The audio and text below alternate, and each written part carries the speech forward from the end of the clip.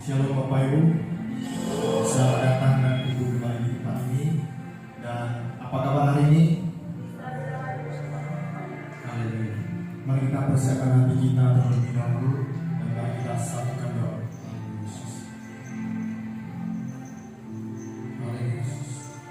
Terima kasih Bapa kami di dalam nama Tuhan Yesus Kristus. Kami bersyukur Bapa pada pagi hari ini Tuhan atas selawatan-Mu Tuhan. Sebentar kami Tuhan, kami mau memuji menyembah Tuhan. Kau kuruskan setiap hati kami, sucikan hati kami Tuhan, pikiran kami. Biarlah kami tetap fokus kepada-Mu Tuhan. Ampunilah segala dosa kesalahan kami yang kami perbuat yang sengaja maupun tidak sengaja Tuhan. Biarlah Roh Kudus-Mu melingkupi setiap kami Tuhan. Kami serahkan ibadah kami dari awal pertengahan hingga akhir Tuhan. Hanya di dalam nama Tuhan Yesus Kristus kami siap mulai ibadah ini. Haleluya. Haleluya Yesus. Kami membawa sebar pujian kami Tuhan di hadapan-Mu. Janganlah setelah hati kami Tuhan. Biarlah kami semakin mencintai Engkau Tuhan. Kami semakin Tuhan memuliakan nama-Mu.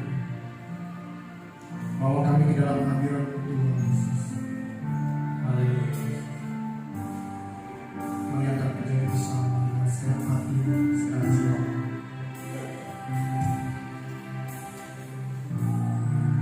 Saat ku berduduk diam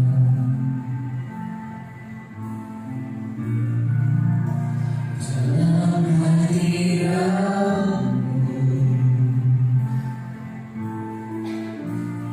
menemukan kasih-Mu yang tak pernah hilang di hidupku.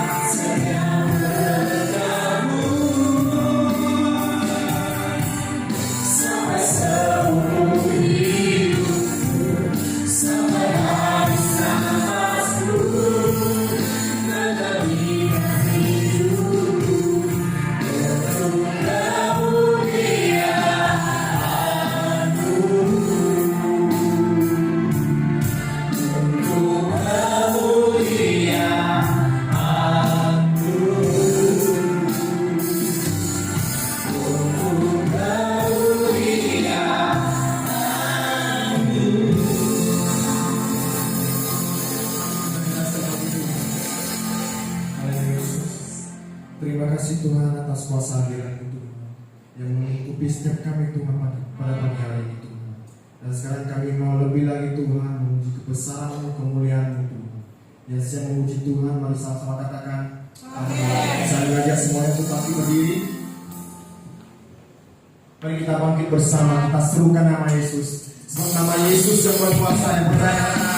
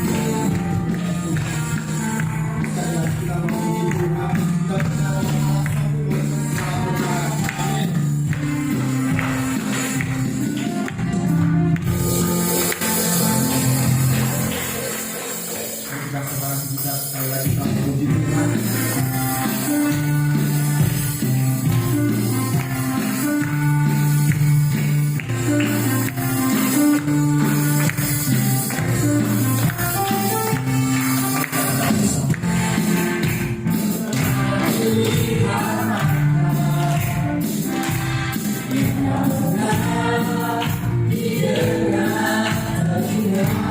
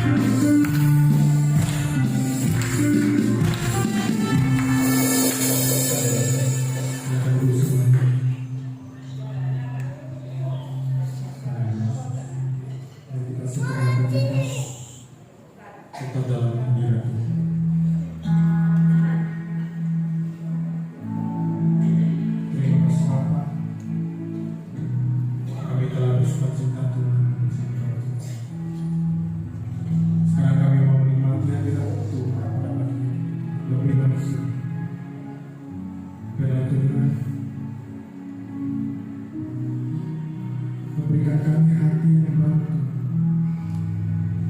hati yang senantiasa mau hidup Tuhan. Biar kami bisa Tuhan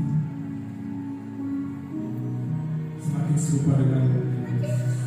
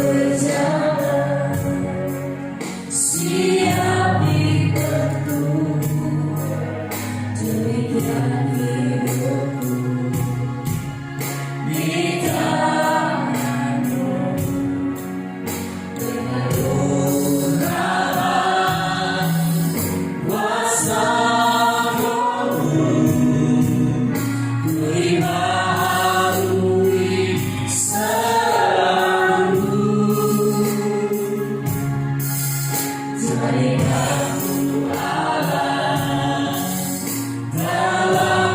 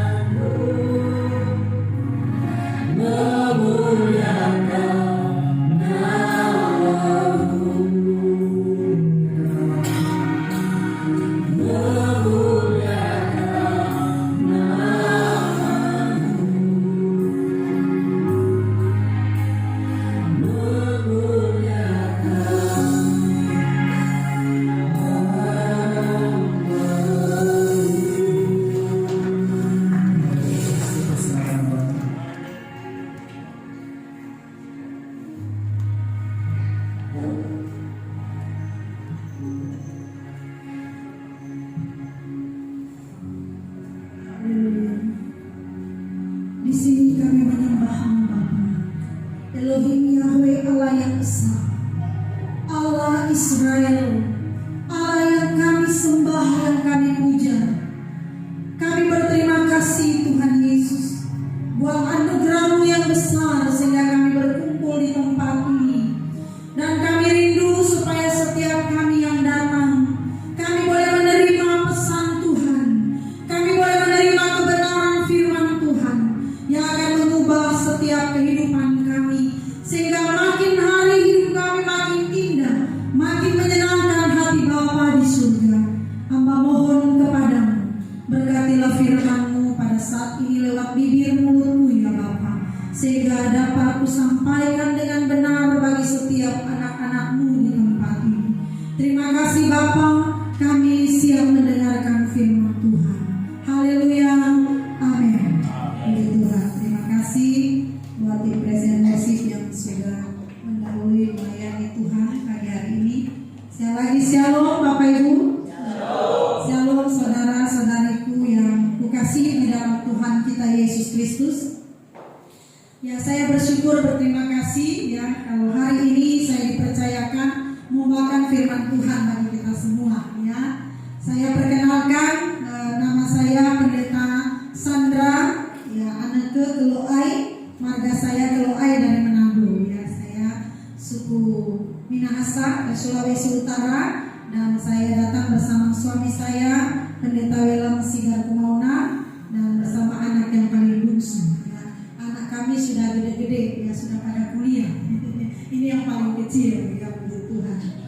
Ya, terima kasih buat Ibu Gembala juga yang mungkin tidak bersama-sama dengan kita karena panggilan pelayanan. Ya Bapak Ibu, saya menggembalakan jemaat Tuhan GSKI di Batam di Waterfront Marina City. Ya, kurang lebih sudah 17 tahun. Ya, 17 tahun kami merintis di sana, mulai dari hutan ya, mulai dari hutan sampai sekarang sudah mulai menjadi kota ya, mulai banyak perubahan dibangun.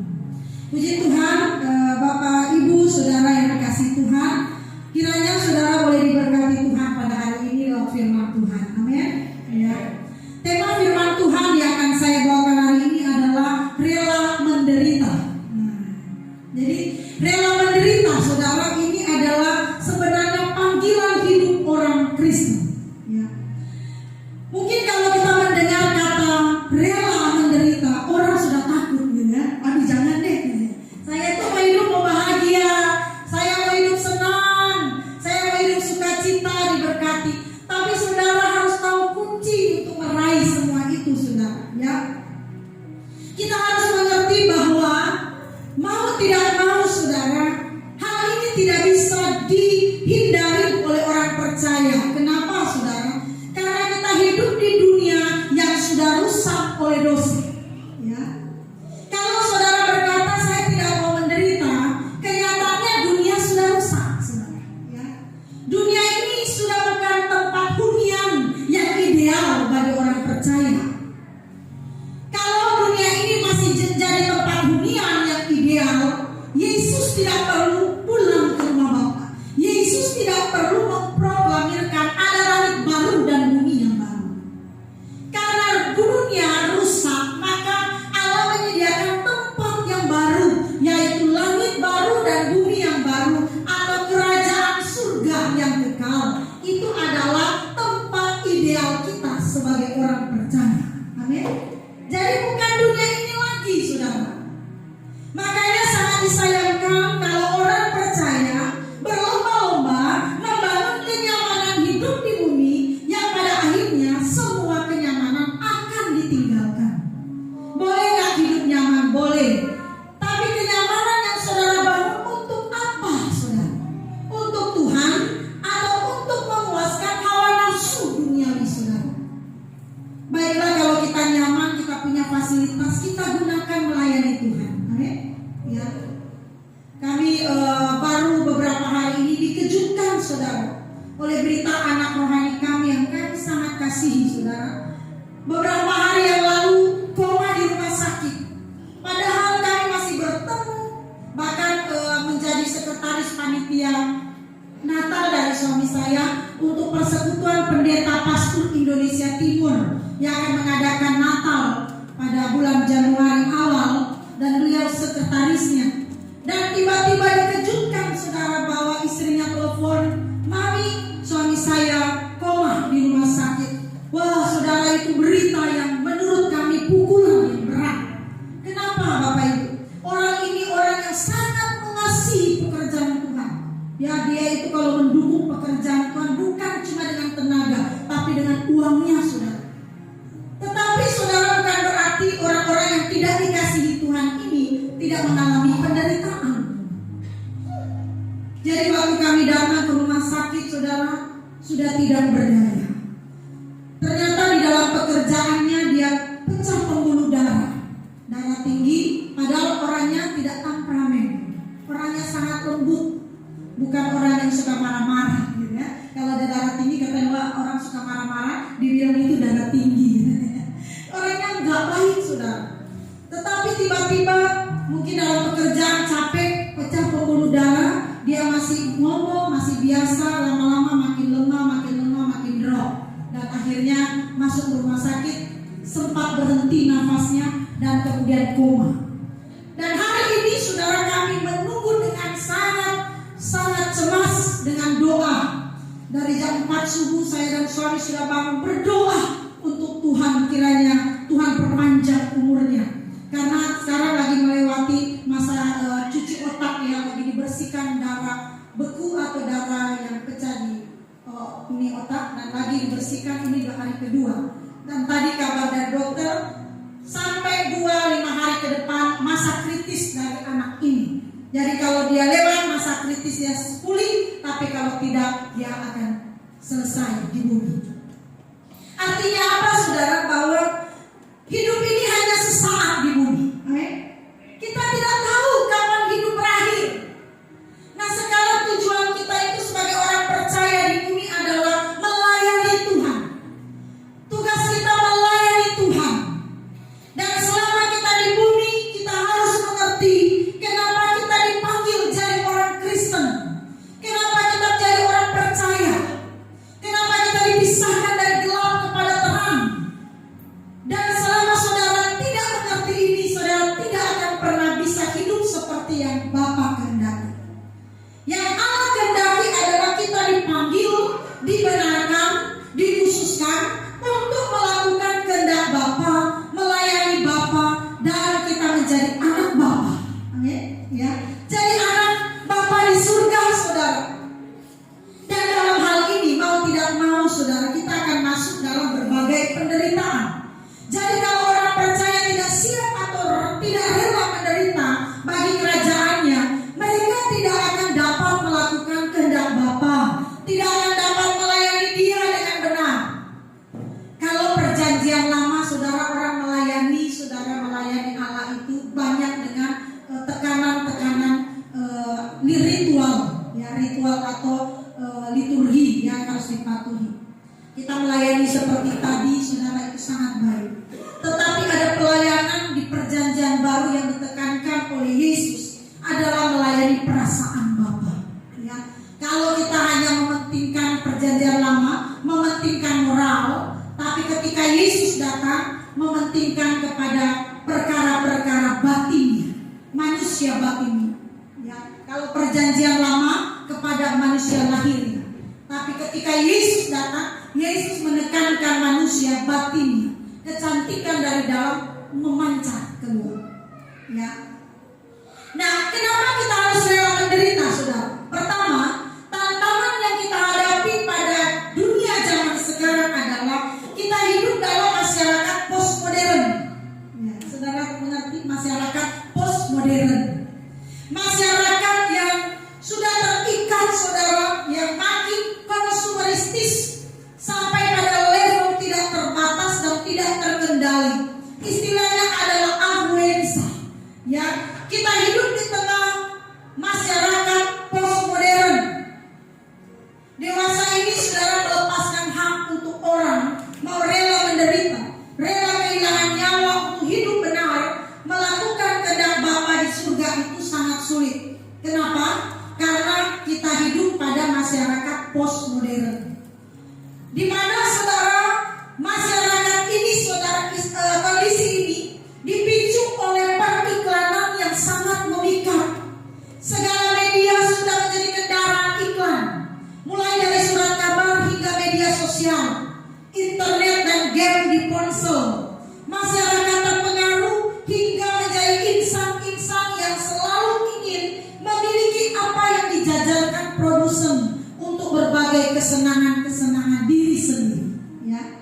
Jadi saudara yang menghadapi zaman ini sekarang dan muncul gairah untuk memiliki apa yang orang lain miliki, menjadi irama hidup sampai pada semua orang. Inilah yang dimaksudkan Alkitab keinginan mata.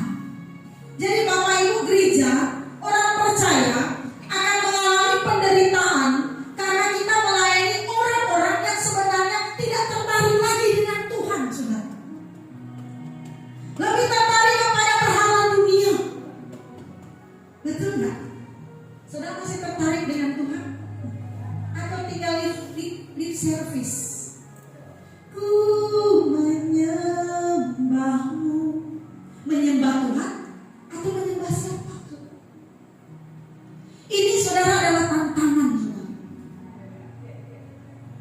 1 Yohanes 2 ayat 16. Firman Tuhan berkata, sebab semua yang ada di dalam dunia, yaitu keinginan daging, keinginan mata, dan keangkuhan hidup, tidak berasal dari Bapa, melainkan dari dunia. Nah, bukan saya yang ngomong, amin? Ya. Semua yang ada di dalam dunia itu berisi keinginan mata, keangkuhan hidup, ya, keinginan daging. Dan kata Tuhan itu tidak berasal dari Bapa di surga, itu berasal dari dunia. Nah saudara, mana yang membuat kita tertarik hari demi hari? Tuhan atau dunia? Sudah pasti saudara, kita masih hidup di dunia. Kalau kita nggak berjuang, kita akan dikalahkan, saudara. Kemarin saya katakan di satu tempat bahwa orang Kristen kalau kita lihat pemain sepak bola, ada namanya pertahanan. Kalau tidak melakukan pertahanan yang kuat, maka musuh menyerang, bisa gol. Tetapi bertahan saja tidak cukup. Kalau saudara bertahan, ya habis saudara. Saudara diserang terus sampai mampus. Ya, sampai di mana saudara bertahan? Apa yang harus saudara lakukan supaya menang? Menyerang. Ya?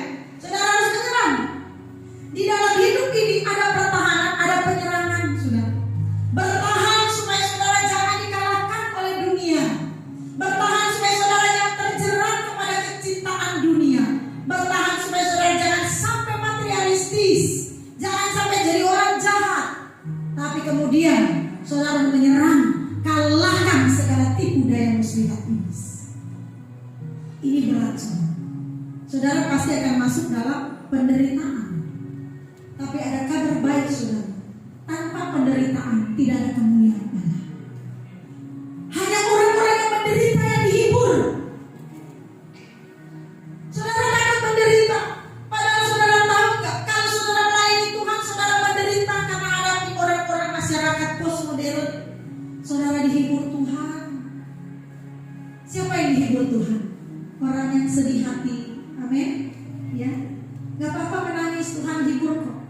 Tapi menangis bukan karena berbuat jahat, berbuat baik. Ya kalau kita berbuat baik kan kadang-kadang nggak dipuji malah dihina kan? Sok-sokan, sok kaya. Ya. Kita berbuat baik dibilang sok kaya, gitu. Atau kalau kita berbuat baik dibilang sok pamer, gitu kan? Sakit nggak hatinya? Sakit. Sudah menolong orang difitnah lagi kan?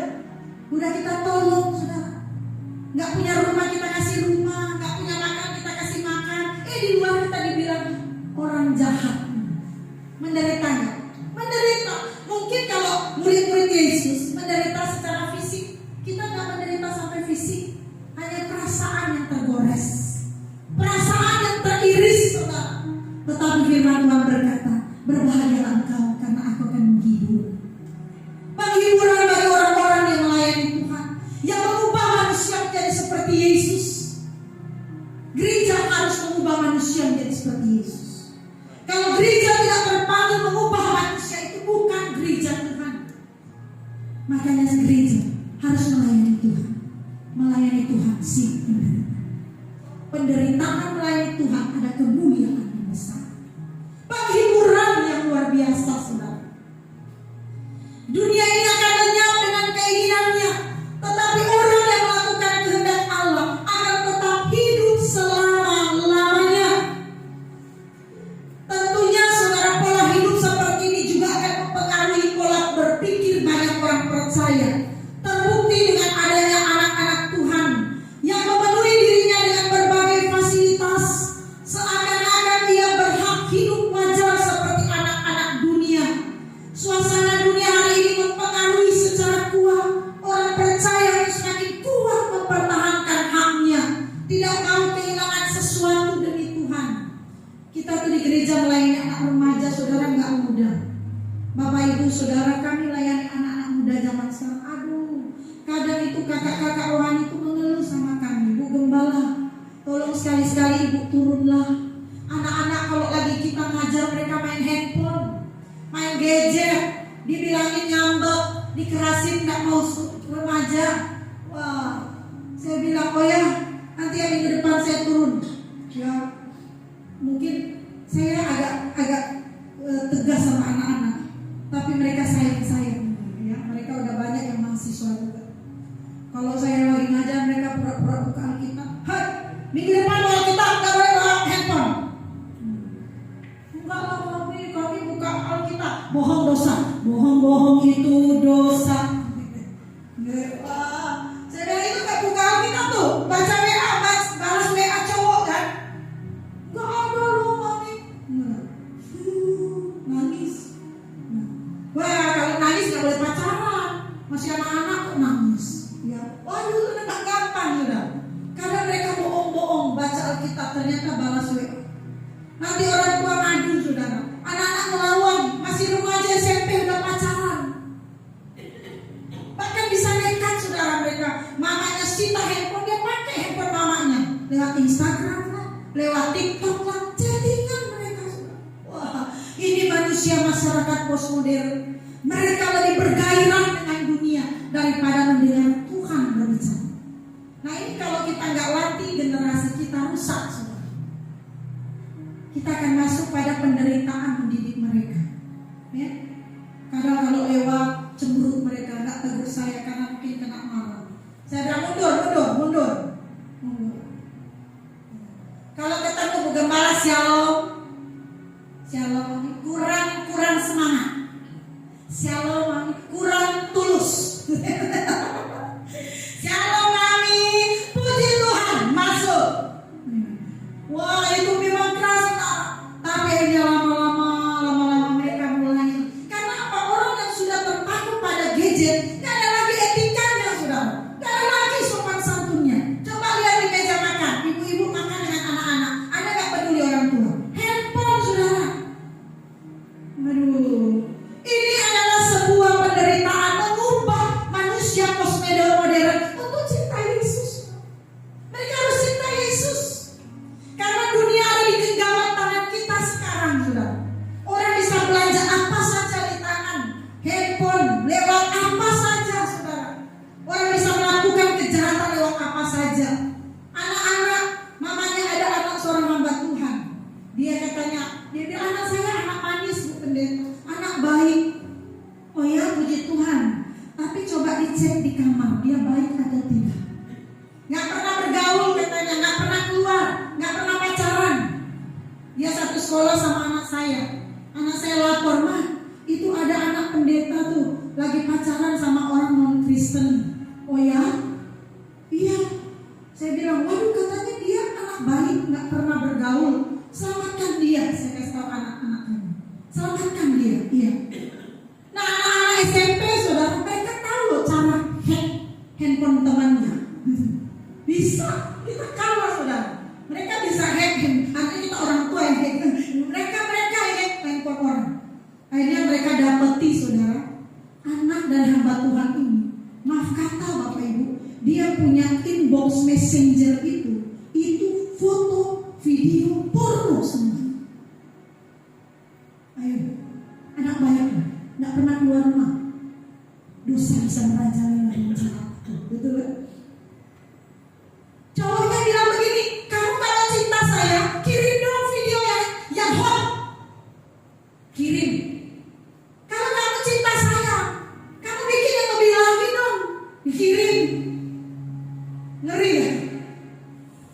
Wah, saudaraku, menyelamatkan generasi postmodern. Akhirnya saudara, anak-anak kami itu kirim ke saya satu video di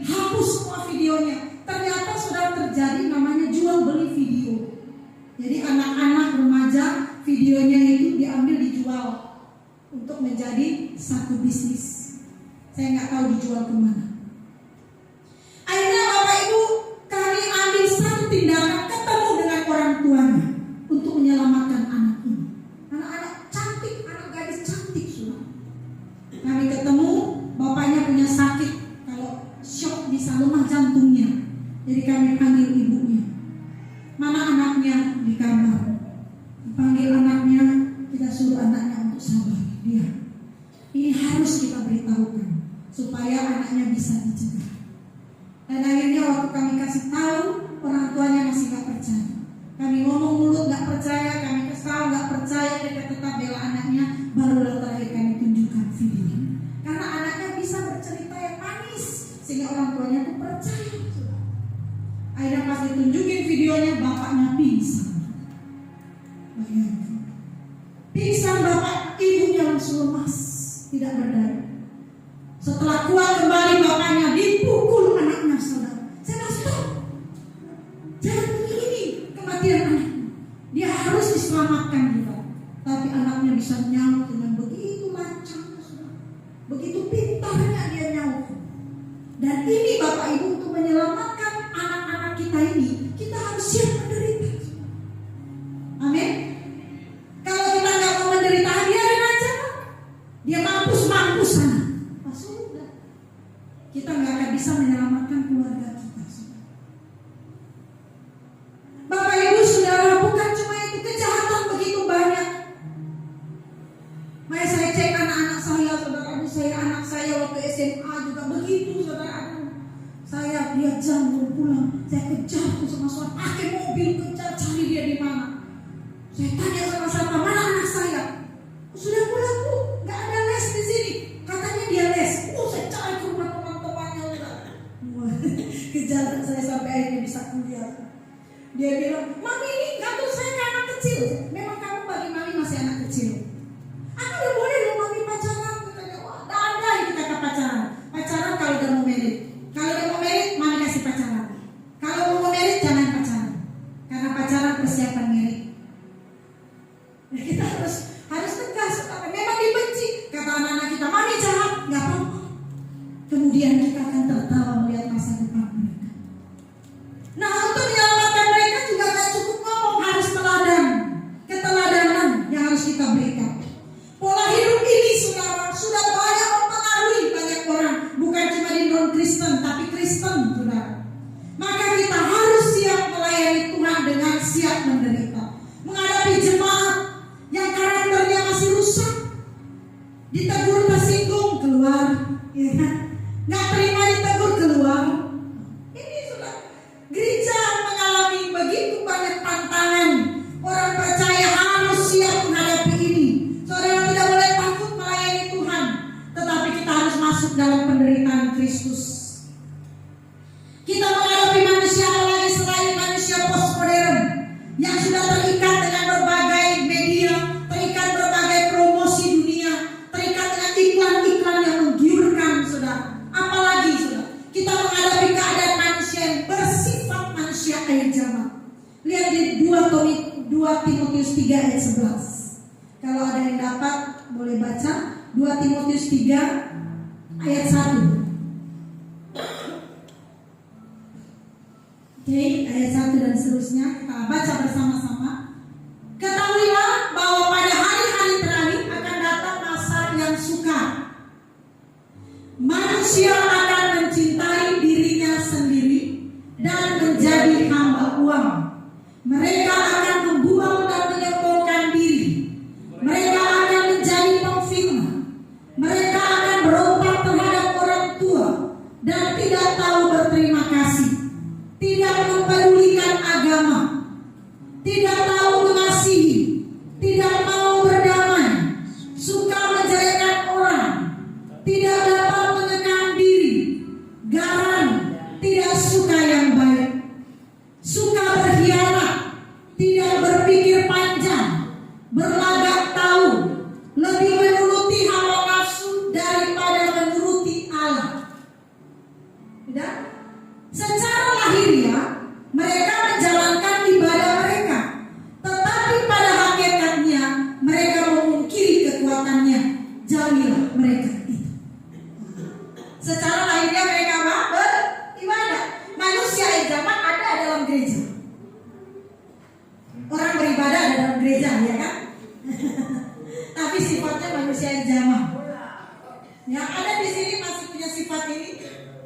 ya, amin. Kan mau masuk surga, amin. Yang mau masuk surga boleh angkat tangan, amin. Kita nggak boleh jadi Kristen diparkir di bumi, ya. Bumi akan jadi lautan api. Jadi lautan api, itu kata Tuhan. Akan dihanguskan bumi ini. Maka kita berkemas-kemas pulang ke surga. Caranya bagaimana? Tinggalkan manusia duniawi ini. Kita harus menyelamatkan manusia-manusia di zaman ini, di gereja maupun di luar gereja. Tadi kan lagunya ku mau sepertimu Yesus, disempurnakan selalu. Saya pernah saudara, orang berbuat jahat sama saya, teman pendeta saya, namanya persaingan, ya. Jadi saya itu rupanya tidak dipandang gembala saya waktu kami masih di Jakarta, ya. Waktu kami masih pelayanan di Jakarta, di gereja itu ada 12 pendeta, ya. Jadi kami itu 12 pendeta itu staf gembala. Nah, salah satu itu ada saya masih muda di dalam. Saya belum married sudah. Dan teman saya ini saudara rupanya suka cari muka tuh sama pendeta. Caranya cari muka tuh menjelekkan saya, sehingga saya itu gak pernah dipandang gitu. Kok saya udah buat ini, buat itu, kok gak pernah dihargai gitu sama kepala saya. Padahal saya buka kelompok sel itu paling banyak di Jakarta. Kelompok sel Tanah Abang, kelompok sel Jatiwaringin, kelompok sel Tebet, kelompok sel Lenteng Agung, Pondok Gede. Wah, saya buka banyak saudara di bawah saya. Tapi kepala saya gak pernah pakai saya. Ternyata ada duri dalam daging, ya. Ada yang lapor-lapor, ya. Saya nggak kerja lah, saya begini begitulah, ya. Saya masih muda, saudara. Saya sudah buka 2 cabang gereja di Tanah Abang sama di Pondok Gede. Yang dari namanya cuma 5 keluarga sampai jadi banyak. Masih muda, saudara. Saya backgroundnya penginjil, baru Tuhan pakai jadi gembala bersama suami saya. Nah, Bapak Ibu Saudara, saya tahu akhirnya ada seorang yang jahat, ya, teman saya yang baik, yang hari-hari sama saya, duduk sama saya, makan sama-sama. Ternyata ini jahat sama saya. Rasanya ingin balas, ya. Tunggu kamu, ya. Kamu belum tahu orang Manado itu kalau marah kayak gimana, ya. Saya lepas jas ini, wah, nanti kamu. Waduh, marah sekali saudara, wah, sakit hati sekali. Tapi satu kali saya berdoa, Tuhan bicara begini, balaslah kejahatan dengan kebaikan. Saya gak bisa Tuhan, terlalu sakit ya Pak, gak bisa. Wah, datang suara Tuhan lagi, balas kejahatan dengan kebaikan. Akhirnya saya luluh juga. Saya tanya sama Tuhan, gimana caranya? Tuhan, membalas kejahatan orang ini gimana caranya? Akhirnya Tuhan kasih hikmat. Saya itu kan suka masak, ya, apalagi sambal roa. Ada orang Manado di sini? Ada? Suka roa, ya? Kalau saya masak sambal roa, ya. Waduh, kalau saya masak sambal roa itu enak banget. Jadi saya masak saudara seenak-enaknya, saudara. Saya nggak pakai potas.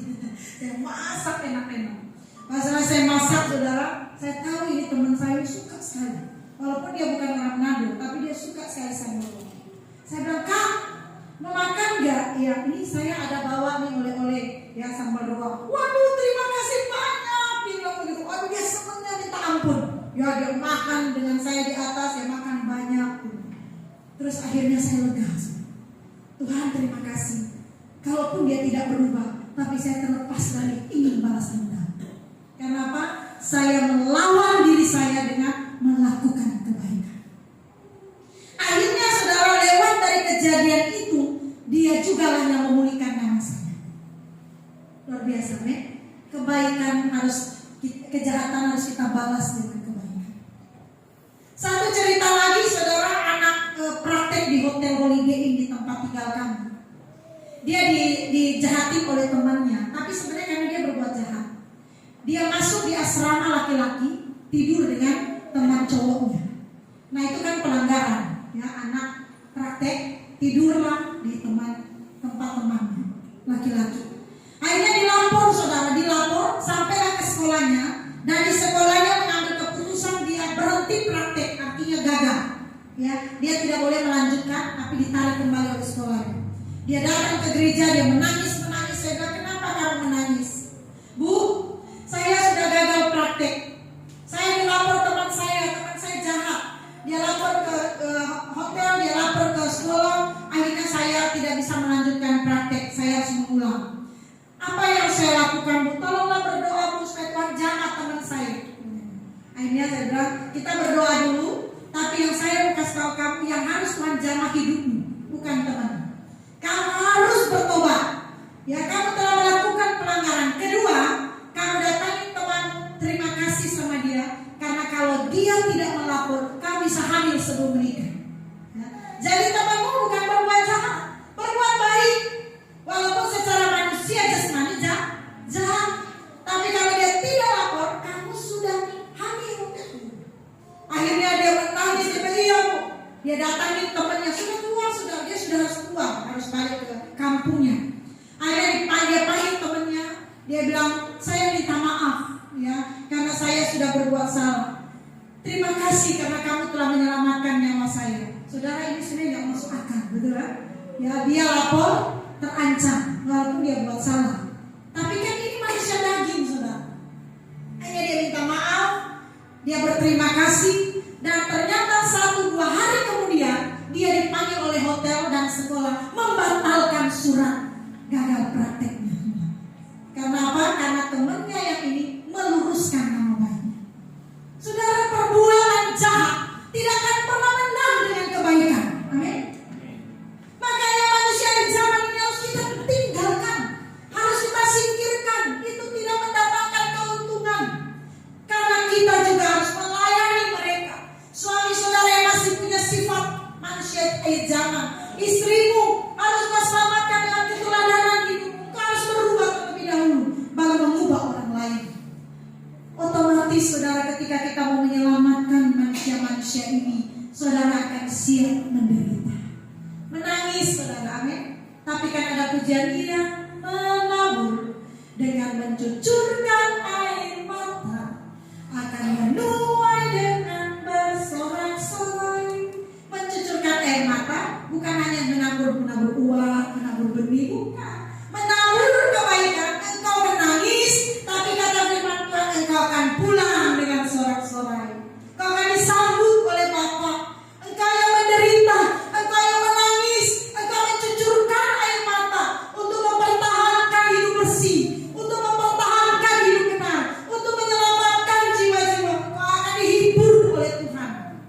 Maka berbahagialah saudara yang melayani Tuhan. Amin. Melayani Tuhan bukan cuma di mimbar, saudara. Melayani Tuhan, mengubah orang lain, itu melayani Tuhan. Ketika saudara keluar, lihat orang jahat, jangan buat jahat deh, buat yang baik. Yang baik itu seperti ini loh, gitu ya.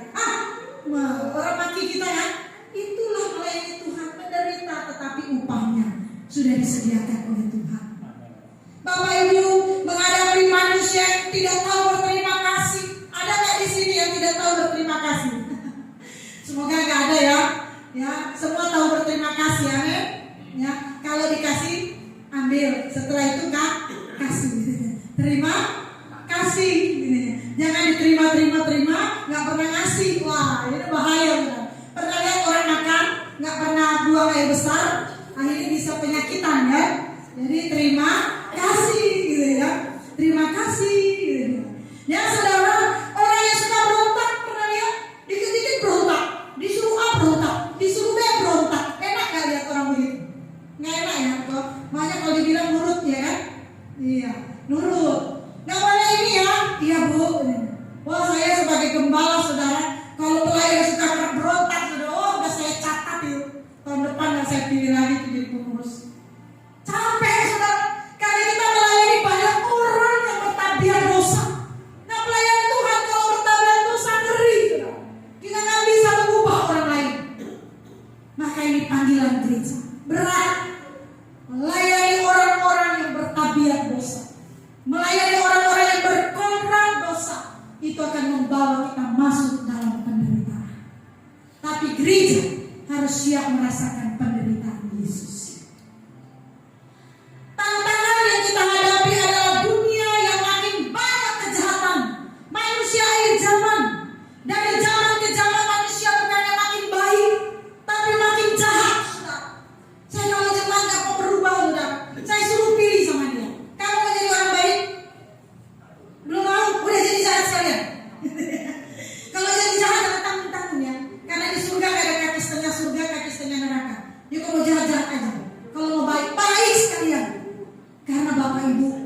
Hidup tidak bisa setengah-setengah, ya. Mau baik, besok jahat, lusa baik, minggu depan jahat, ya nggak boleh. Kalau jadi orang baik-baik terus, amin. Ya, kita harus berubah semua. Mau jadi orang Kristen itu seperti siapa? Seperti Yesus. Saudara mau seperti Yesus, amin. Ya, Yesus itu pribadi yang luar biasa, pribadi yang baik. Dicaci maki, dia nggak balas caci maki. Difitnah, dia nggak balas fitnah. Dicambuk, dia nggak ngancam. Coba kita, misalnya di jalan kan, ada hujan, terus orang lewat kena air, nanti kau ya aku balas. Kalau Yesus enggak, dicambuk dia nggak ngancam, enggak. Malah sampai di kayu salib kata Yesus apa, Bapa, ampunilah mereka karena mereka tidak tahu apa ya mereka berbuat. Ibu pendeta udah praktekkan, udah. Saudara, saya punya rumah khusus nampung orang. Kalau orang datang dari luar kota, saya dengar jadi jemaah, nggak ada tempat tinggal, saya harus tinggal. Kadang nggak bayar listrik, saya bayar listrik. Mereka nggak makan, saya bawa sembako. Selesai mereka sudah kerja, sudah baik, mereka tinggalin saya diomongin. Sudah ditolong, tinggalin, omongin lagi. Sempurna nggak jahatnya? Sempurna. Tapi saudara, kita kan bisa balas. Ya, telepon lagi, Bu. Saya mau menikah, Bu, tolong saya. Kita tolong lagi. Padahal sudah berkali-kali nih. Sampai PLN itu sayang sama saya begini. Sama Pak Kepala, Pak Pendeta, itu PLN telepon saya non Kristen, saudara. Bu, Ibu punya rumah masih ada yang tinggal nggak? Saya nggak tahu, orang udah pergi pun saya nggak tahu. Padahal mereka tinggal tanpa bayar. Saya bilang, kenapa? Listrik Ibu udah mau dicabut nih, katanya. Ibu kasih tinggal rumah ini gratis sama bayar. Gratis, saya bilang. Saya nggak pernah kasih orang bayar di situ, kecuali terakhir ini ya, karena memang sudah selesai kita mau jual rumahnya, karena udah sering bikin masalah di situ. Bu, kalau Ibu kasih gratis, tapi ini nggak dibayar, saya bilang. Kalau saya kasih orang gratis, masa kau copot saya punya listrik, saya bilang. Saya tolong orang itu, tolong saya juga dong. Sama orang itu ya. Oh iya, saya tolong Ibu, ada nomornya. Saudara tahu, dia telepon itu orang yang sewa rumahnya, marah-marah dia.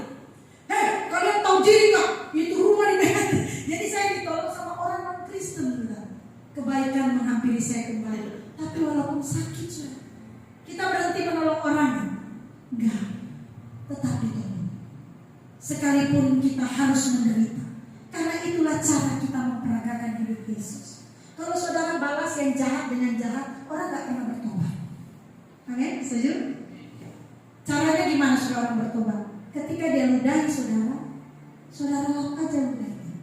Terus saudara bilang terima kasih. Nanti berikut dia bilang, gila ya kencing itu. Udah saya ludahi, kok bilang terima kasih. Kan gitu ya? Oh, itu namanya ajaran Kristen. Tapi kalau misalnya dia ludahi gitu kan, kalau udah ambil batu lempar.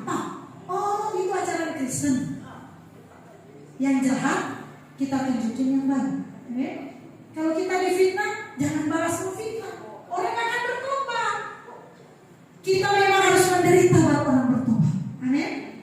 Kita harus mengasihi mereka dengan tulus. Saudara mau menyelamatkan orang? Saudara mau melayani Tuhan?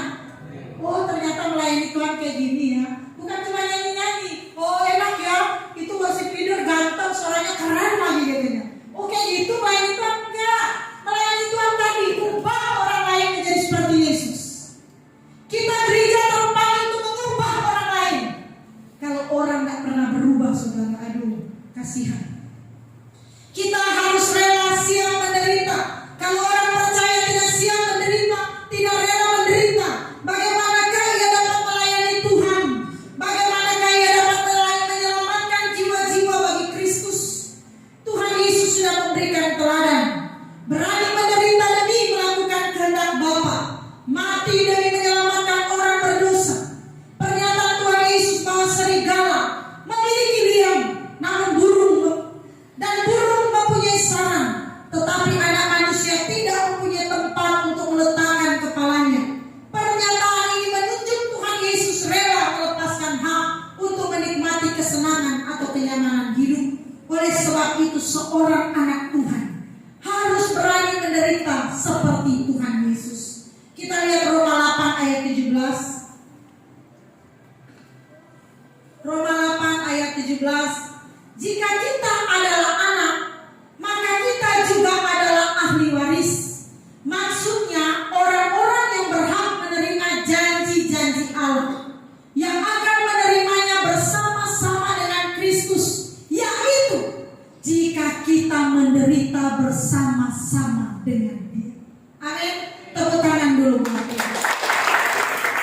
Supaya kita juga dipermuliakan bersama-sama dengan Dia. Saudara dan saya adalah anak Allah yang akan menerima ahli waris kerajaan Allah, akan menerima janji-janji Allah. Tetapi kalau saudara mau menderita bersama dengan Kristus, Bapak Ibu Saudara, sebenarnya begini ya. Aduh, berat ini menderita ini ya. Ini khotbah ini berat saudara. Menderita, aduh, ini kok bertentangan dengan keinginan kita. Kita kok mau bahagia, kok ini khotbahnya menderita. Saya begini saudara, kunci kebahagiaan kita sebenarnya apa? Saya mau pengen nanya. Siapa ya? Cek, kunci kebahagiaan Cece apa? Saudara tahu nggak? Kita bahagia, oke, kita punya ukuran bahagia misalnya rumah mewah. Nah, kita bangun rumah tuh selesai jadi mewah. Berapa lama bertahan kebahagiaan itu? Punya mobil saya punya mobil satu aja deh, Avanza. Kalau sudah punya Avanza, oh seneng banget saya. Naik dapat Avanza, lihat di depan Fortuner, ya kan? Pakai berapa lama tuh Avanza? 1 tahun, 2 tahun, 3 tahun. Mobil udah jelek. Ganti kayak Fortuner, gitu kan? Tetangga udah di Fortuner tuh. Masa kita Avanza terus? Loh, katanya yang penting ada Avanza, ada seneng. Sekarang kita Fortuner. Akhirnya kan saya punya duit beli lagi kan? Udah beli aja Fortuner nih. Guru kalau papa beli Fortuner, aman tenang hidup upah. Waduh tenang dia, nggak ada lagi namanya susah gitu kan? Setelah dapat Fortuner, keluar mobil baru, mobil listrik lah, mobil apa tuh yang mewah itu? Ada mobil keren sekarang lagi viral. Lihat di mana? Saya lihat di TikTok tuh, keren banget. Bahkan ada mobil tuh kalau banjir dia bisa terbang. Susah sendiri saudara, kita punya keinginan ini. Gak bisa saudara bilang, kalau udah punya A, B, C, D, udah seneng hidup saya. Bapak Ibu, menderita itu saudara sebenarnya kebahagiaannya itu luar biasa.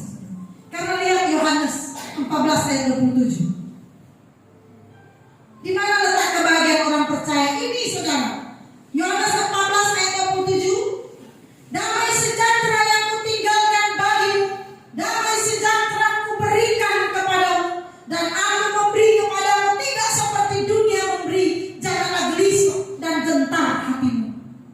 Filipi 4 ayat 7. Damai sejahtera Allah yang melampaui segala akal akan memelihara hati dan pikiranmu di dalam Kristus Yesus. Ternyata saudara, yang membuat kita bahagia adalah damai sejahtera Allah. Amin. Shalom. Damai di hati. Kalau orang Manado tuh di gereja di Manado tuh begini. Kalau pendetanya bilang shalom, jemaatnya bilang damai di hati. Damai di hati, shalom. Saudara nggak biar saudara tidur di istana kalau nggak ada damai. Saudara nggak bilang begini, lebih baik sakit hati daripada sakit gigi ini. Setelah sakit gigi lebih baik sakit hati. Coba tanya bapak pendeta, mau nggak sakit gigi? Enggak. Dia bilang lebih baik sakit hati. Sakit hati masih bisa makan, sakit gigi nggak bisa makan. Jadi Bapak Ibu Saudara, kebahagiaan orang percaya adalah damai sejahtera. Amin. Buat apa saudara kaya karena melakukan dosa? Buat apa kaya korupsi? Tidur nggak bisa tidur, makan nggak bisa makan, mau mati nggak bisa mati, hidup pun menderita. Tapi kalau kita miskin pun, tapi kita makan oleh sebab kebenaran, kita hidup dalam kebenaran. Saudara, damai sejahtera itu luar biasa. Itu yang harus kita cari. Amin. Jadi menderita karena Kristus upaya damai sejahtera. Senang kata berbuat jahat. Wah, ini terakhir kesaksian saya. Mama saya, saya tidak cerita orang lain. Saya cerita mama saya karena itu dulu. Dia suka main judi, saudara. ya tinggal sama saya. Rupanya ada tetangga kumpulan orang main judi. Jadi kalau saya pulang pelayanan ya dengan keluarga, saya selalu lihat gitu, ada meja bundar tapi ada pohon kan di sini. Nah, saya lihat begini, saya selalu lihat orang main judi, tapi kok selalu ada kursi kosong gitu satu. Rupanya itu kursi mama saya. Jadi mama saya selalu lihat mobil datang, mobil dia langsung sembunyi di pohon. Kan ada pohon itu kan. Wah, itulah kalau jahat orang jadi licik. Saya lihat siapa kursi kosong satu itu ya. Ya jadi saya pulang. Jadi suatu kali tetangga lebaran, saya datanglah sama suami keluarga. Assalamualaikum gitu ya. Rupanya ini timnya mama saya. Pas duduk kita makan, terus ibunya itu orangnya cetus ngomongnya itu ceplas-ceplos gitu ya. Baru bilang begini, ibu pendeta, anaknya pendeta, mamanya pendota. Mamanya penjahat gitu ya. Saya siap, karena saya cubit temannya. Diam kamu katanya. Wah ibu pendeta, yang sabar ya katanya. Saya bilang kenapa? Malah saya udah gini-gini sama dia. Awas kamu ya. Saya bilang ada apa ini ya? Waduh, dia bilang luar biasa pergumulan ibu pendeta ini katanya. Akhirnya mama saya bilang boleh besok kau jangan berteman sama ibu itu ya. Karena rahasia mau terbongkar ya. Akhirnya sudah begitu terus. Satu kali saudara, polisi datang ke perumahan itu. Mama saya lagi main judi sama timnya. Timnya itu umuran 50-an, 60 gitu ya. Mereka nenek-nenek semua lagi main, hebat juga mereka. Anak-anaknya kerja balik mereka di situ. Masuk polisi, lari mereka. Jadi di meja itu bubar. Ada yang masuk ke dalam tempat tidur, ada yang masuk di spring bed cover, nutup gitu ya. Mama saya di bed cover gitu. Coba untuk apa nggak tidur sama suami orang? Masuk di kamar orang main nutup diri begitu kan? Baru ada yang ke toilet. Terus ada anak kecil saudara yang tinggal sama saya. Dia bilang, ibu, kok lu lari semua? Duitnya di meja, nanti ada polisi gitu. Wah, terus lari ambil duit lagi, masuk semua. Akhirnya saudara ditanya lah, sudah selesai polisinya, udah pergi, udah aman. Mereka ke security nih. Mama saya sama beberapa encim ya, opung-opung. Mereka pergi ke security. Pak, bapak tadi polisi datang ke sini kok nggak ngomong-ngomong? Katanya mereka rupanya udah satu sama security. Dia kenapa mesti ngomong? Orang security-nya polisinya datang, ada penjahat yang masuk ke perumahan. Gitu. Ada penjahat, pencuri lari masuk perumahan. Bukan nyari orang main judi. Oh, astagfirullahaladzim. Mereka sudah kebablasan, saudara. Mama saya sudah gemetar. Pulang ke rumah dia gemetar begini. Karena udah takut kan polisi mau angkat gitu ya. Terus saya bilang, kenapa? Sini urusan katanya. Mama mau ngaku dosa. Saya bilang, apa? Dia bilang, jadi selama ini sebenarnya mama berbuat dosa, mama main judi katanya. Tahu nggak apa yang mama pikirkan tadi waktu polisi datang? Kalau aku di penjara, kasihan anakku. Nanti dia dipermalukan. Anaknya pendeta, mamanya masuk penjara. Kenapa mama sadar? Kenapa dibikin? Ya, jadi akhirnya saudara mama saya bilang, iya mama nggak kedua kali lagi, mama kapok katanya. Jadi mulai dari situ saudara, mama saya nggak pernah lagi nongkrong di situ. Kadang-kadang mesti ada spot jantung ya, supaya orang bertobat ya. Ya, jangan sampai Tuhan itu buat sesuatu buat kita mau bertobat saudara. Bapak Ibu, kita itu bisa mengalami damai sejahtera. Damai sejahtera ini yang membuat kita kaya saudara. Ya, yang membuat kita damai sejahtera itu karena kita hidup dalam kebenaran, bukan dalam kejahatan. Dan damai sejahtera yang Allah beri tidak seperti yang dunia beri. Kalau dunia berikan damai sejahtera itu sebentar ada, besok hilang. Tapi kalau Yesus memberi saudara damai sejahtera, apapun yang terjadi, saudara tetap akan hidup tenang. Kayak tadi ya, tidak dikejar, lari karena kejar kejahatan. Orang datang, ya mungkin mau ngasih berkat, kita ketakutan. Karena apa? Buat kejahatan. Tapi kalau kita buat kebenaran, kita menderita. Tapi kita akan menerima janji-janji Allah, damai sejahtera yang luar biasa. Mari saudara, perkarakan hidup. Ukuran senang itu relatif. Ada orang tinggal di rumah sederhana aja dia udah senang. Ada orang tinggal di istana pun gak pernah tenang hidupnya. Relatif. Ada orang jus 1 2 aja cukup. Ada orang pakai 10 pun tidak pernah cukup. Jadi yang membuat kita cukup apa? Damai sejahtera. Siapa yang menerima damai sejahtera? Orang yang rela menderita melakukan pekerjaan Tuhan, melayani Tuhan. Di sini kalau ada jemaat yang belum melayani Tuhan, layanilah Tuhan. Amin. Cari jiwa di luar sana, bawa jiwa kepada Tuhan. Hari ini dia belum datang, panggil lagi. Besok dia sakit hati, lusa hibur dia. Saudara harus bawa mereka kepada Tuhan. Mari kita bangkit berdiri. Terima kasih Tuhan. Biarlah setiap orang percaya rela menderita untuk membangun pekerjaan Tuhan. Bukan Tuhan yang membuat kita menderita, tapi keadaan dunia yang jahat, saudara. Keadaan manusia yang sudah rusak, yang membuat kita orang percaya menderita. Tetapi kita memang dipanggil untuk menyelamatkan mereka. Siapakah yang mau diutus untuk menjadi wakil Tuhan? Biarlah setiap orang percaya menyerahkan diri melayani Tuhan. Tidak takut dengan ancaman, tidak takut dengan fitnah, tidak takut dengan perbuatan jahat. Tuhan berjanji Dia akan melindungi saudara. Orang-orang yang kehilangan nyawa akan memperoleh nyawa bersama Bapa dalam kerajaannya. Bapa akan menghibur mereka siang dan malam. Terima kasih Tuhan. Kami bersyukur Tuhan, Engkau panggil kami melayani-Mu. Kami bersyukur. Mari Bapak Ibu serahkan dirimu kepada Tuhan. Jangan takut melayani Tuhan, karena janji Allah engkau akan memperoleh ahli waris kerajaan surga. Engkau akan memperoleh janji-janji Allah yang luar biasa. Bahkan engkau akan memperoleh damai sejahtera sejak di bumi saat ini sampai selama-lamanya. Ku mau seperti-Mu, Yesus, disempurnakan selalu dalam segenap jiwaku,